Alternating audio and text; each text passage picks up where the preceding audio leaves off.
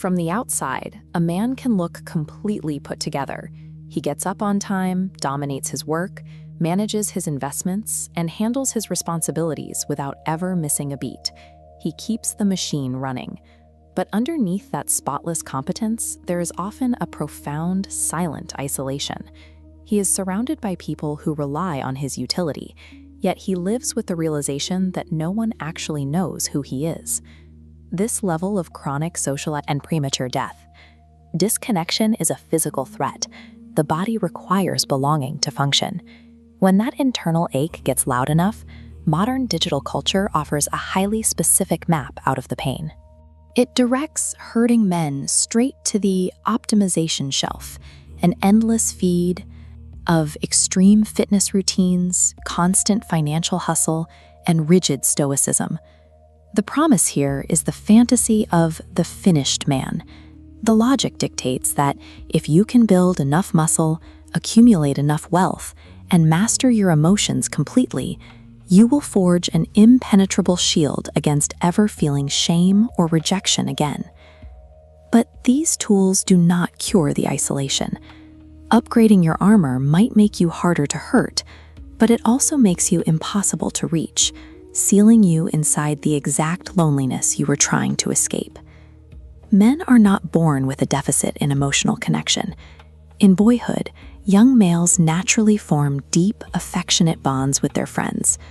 But as adolescence sets in, that natural tenderness is systematically trained out of them. They learn that expressing closeness or vulnerability risks being mocked. To survive socially, boys learn to disguise their need for human connection behind layers of sarcasm, shared projects, or physical aggression. In adulthood, this evolves into the provider mask. As cultural theorist Bell Hooks argued, men are conditioned to construct a false self to survive patriarchal expectations. They replace the risk of being emotionally seen with the socially rewarded act of being transactionally useful. Eventually, that mask hardens into permanent armor. Whether built of financial dominance or pure silence, it guards the unhealed emotional wound. This design has a tragic flaw. A shield thick enough to keep out pain is also thick enough to deflect love. Praise and admiration slide right off because the armor is the thing being complimented, while the man underneath remains untouched. What society praises as ultimate male independence is actually a state of self-imposed exile. The man becomes trapped behind his own success. Breaking out of that exile requires a shift in how a man understands his internal world. Instead of seeing the self as a single, fixed personality, Carl Jung proposed that the psyche is a dynamic system of archetypal forces. This framework defines the whole man. His psyche operates as a balanced council of 4 specific powers: sovereignty, courage, wisdom, and love. Psychological dysfunction happens when one power does the labor for all 4, fracturing the system. Take a marriage crisis. If his only developed node is action, he tries to fix his partner's grief through aggressive problem-solving, completely missing the required empathy of the lover. The finished man believes he must amputate his softness to remain strong, but the whole man holds immense strength without losing his connection to others. A man's ruin rarely comes from a total lack of strength. It comes from relying on one single rigid strength so heavily that the rest of his humanity completely starves. Eventually, the survival strategy fails.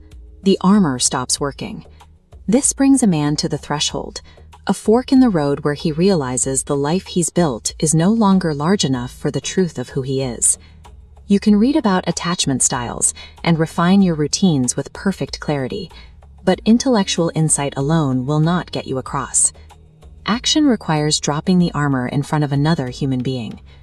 Internet hustle culture often hijacks Joseph Campbell's hero's journey, twisting it into a hollow conquest fantasy where a man slays his enemies to sit alone and untouched on a throne. But Campbell's actual final step is the return. The true hero is required to bring his newly transformed, vulnerable self back down into his community to offer his gifts to others. In everyday life, the return is practical. It looks like sending the text asking for help. It looks like making a sincere apology without defending yourself. It looks like admitting to a friend that you are afraid. Wholeness demands the ultimate risk. You have to step away from the predictable safety of optimization and walk into the messy, uncontrollable reality of being known. In the end, there is no glory in the weight a man carries alone. Real strength is found in the moment he finally lays the armor down and trusts others to carry him. Thank you for watching.